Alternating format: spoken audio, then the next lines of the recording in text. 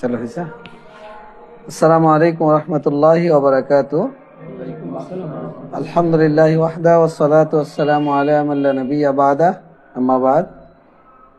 प्रशंसा আল্লাহর জন্য, দরুদ ও সালাম বর্ষিত হোক মুহাম্মদুর রাসূলুল্লাহ সাল্লাল্লাহু আলাইহি সাল্লাম। আমরা এখন বর্তমান অবস্থান করছি দারুস সুন্নাহ মাদ্রাসা চট্টগ্রাম। একবারে চট্টগ্রামের বলা যায় প্রাণ কেন্দ্রের পাশে আর কি, দক্ষিণ কেন্দ্র, তাই না? দক্ষিণ, এটা কি দক্ষিণ হালিশা, হালিশহর, আচ্ছা ইপিজেড। এখানে নৌ সদর দপ্তরের পাশেই এবং বঙ্গোপসাগরের পাশেই বলা যায়, এখান থেকে 3 থেকে 4 কিলোমিটার।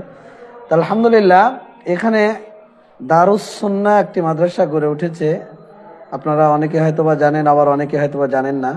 তো মূলত পরিচিতি করানোর জন্যই যে এখানে দারুস সুন্নাহ প্রতিষ্ঠান হয়েছে, আপনাদের কাছে দোয়া চাই প্রথমেই যে আল্লাহ যেন এই প্রতিষ্ঠানকে কবুল করেন।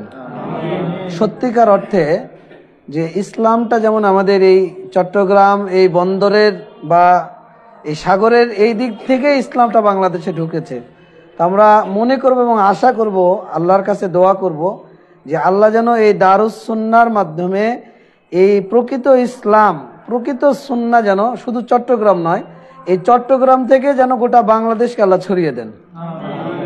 আমরা অবগত হয়েছি যে এই প্রতিষ্ঠানে প্রায় 150 ছাত্র রয়েছে, 12 জন টিচার রয়েছে, প্রায় প্রত্যেক মাসে 3.5 লক্ষ, 3,60,000 টাকা ব্যয় হয়। এই যে আমার পাশে ডান পাশে দেখছেন যে এটা হলো নওশেদ ভাই, মোহাম্মদ নওশেদ, ইনি প্রতিষ্ঠাতা এবং পরিচালক। আর এই যে বাকি যাদেরকে দেখছেন এই প্রতিষ্ঠানের সকলেই হিতাকাঙ্ক্ষী। কেউ অভিভাবক, কারো ছেলে আছে, কেউ মাদ্রাসার সাথে সম্পৃক্ত। তো আপনারা যারা আজকের এই লাইভটা দেখছেন তাদের প্রতি উদাত্ত আহ্বান জানাবো যে এই প্রতিষ্ঠানের মানে কল্যাণার্থে এই প্রতিষ্ঠান যেন সত্যিকার অর্থে একটা প্রতিষ্ঠান গড়ে ওঠে এবং এই প্রতিষ্ঠানের প্রত্যেকটা ছাত্র দক্ষ এবং যোগ্য, খালেস মোখলেস এক একজন দায়ী তৈরি হয় এবং সুন্নাতটাকে গোটা চট্টগ্রাম বিভাগ থেকে শুরু করে গোটা বাংলাদেশে যেন ছড়িয়ে দিতে পারে। এই জন্য আপনারা পরামর্শ দিয়ে, বুদ্ধি দিয়ে, শক্তি দিয়ে, অর্থ দিয়ে, মেধা দিয়ে, যে যেভাবে পারেন এই প্রতিষ্ঠানকে সহযোগিতা করবেন ইনশাআল্লাহ। আজকে আমরা দেখছেন যে এই ছোট্ট ঘরের মধ্যে কিন্তু জুমার সালাত চলছে। ওদিকে দেখাও, এই যে ছোট্ট ছোট্ট ঘর আমরা দেখতে পাচ্ছি যে এই ছোট্ট ছোট্ট ঘরে বিভিন্ন জায়গা থেকে লোকজন এসে এই জুমার সালাতে অংশগ্রহণ করছে। তো আমি আজকে নওশাদ ভাইয়ের সাথে কথা বললাম, তিনি চিন্তা করেছেন আগামীতে তিনি ওপরে টোটালি একটা মসজিদের মতো পরিবেশ করে তিনি সালাতের জন্য একটা ব্যবস্থা করবেন। আল্লাহ সেটাকে কবুল করুন। রব্বানা তাকাব্বাল মিন্না ইন্নাকা আনতাস সামিউল আলিম।